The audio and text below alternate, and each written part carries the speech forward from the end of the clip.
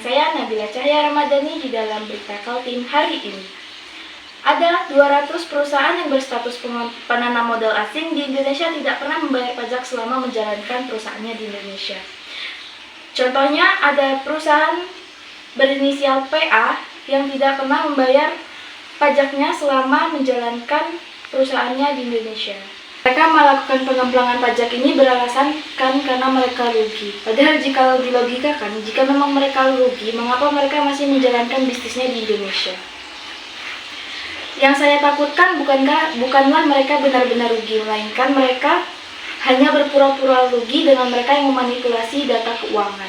Kasus ini harus cepat ditindaklanjuti oleh kementerian otoritas terkait, supaya kita dapat cepat menangkap pelaku yang sebenarnya dan apa motif mereka melakukan pengemplangan pajak ini. Baru satu pelaku yang berhasil ditangkap atas kasus pengemplangan pajak ini. Sisanya ada 2.961 kasus yang telah disinyalir oleh PPATK dan 3.100 yang terindikasi menunggak pajak. Selanjutnya ada dari Dirjen Pajak sebanyak 2.393 kasus yang telah mengemplangkan pajak, dengan total kerugian yang dialami negara sebesar 25,6 triliun rupiah. Jikalau pemerintah memburu para pengemplang pajak tersebut, maka sudah pasti akan membantu penerimaan negara. Oke, jadi kita akan merangkum beberapa modus yang akan disampaikan oleh Litbang kita. Baik pemirsa, di sini saya akan merangkum beberapa modus pengemplangan pajak yang dilakukan oleh perusahaan tersebut. Yang pertama, mereka tidak pernah melaporkan hasil penjualan yang dipasarkan. Yang kedua, mereka juga tidak pernah menuliskan laporan penjualan dengan baik dan benar. Selanjutnya, mereka juga menerbitkan yang namanya faktur fiktif, yang dimana faktur fiktif ini adalah bagian dari financial engineering, yang dimana ini merupakan salah satu modus lain yang dilakukan oleh perusahaan tersebut, yang dimana financial engineering ini adalah rekayasa ekspor. Jadi perusahaan tersebut merekayasa ekspor yang harusnya ekspor sebesar X, namun yang mereka laporkan hanya setengahnya. Setengahnya itu adalah 1 triliun, yang dimana berarti negara sudah kehilangan sekitar 500 miliar.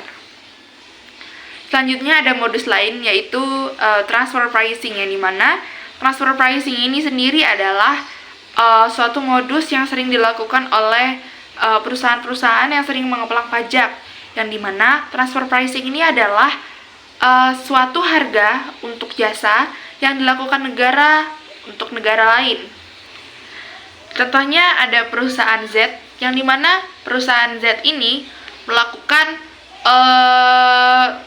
pengiriman barang dan jasa sebesar 20 juta. Namun yang mereka laporkan hanya 14 juta untuk sekali laporan. Ini tidak benar ya pemirsa.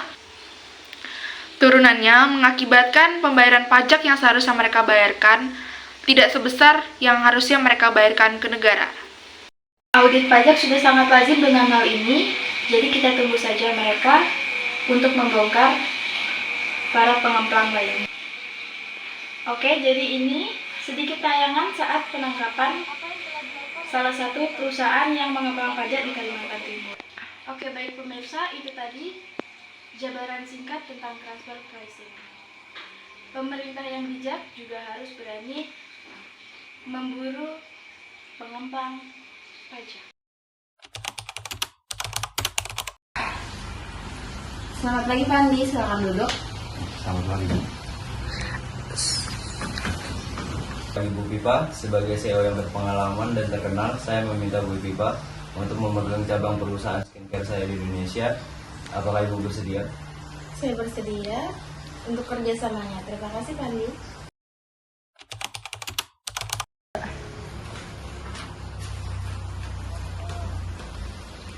Ini ada yang janggal.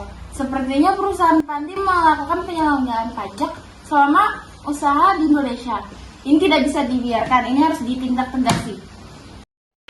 Dengan adanya berita ini, saya sangat prihatin karena banyak merugikan perusahaan dan juga dengan tindak pidana dalam pasal 25 dan 29.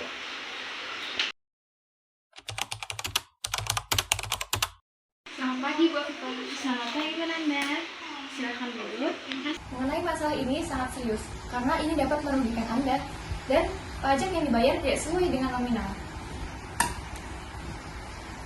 Ini adalah data yang sudah saya pantau, Anda dapat melihatnya.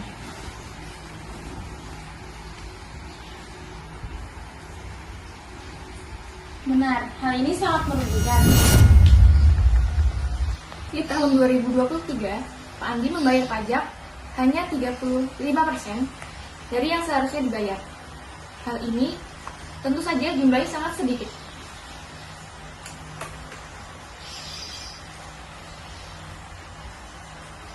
Hal ini harus ditindak tegas. Perusahaan kami hampir rugi 40% karena hal ini.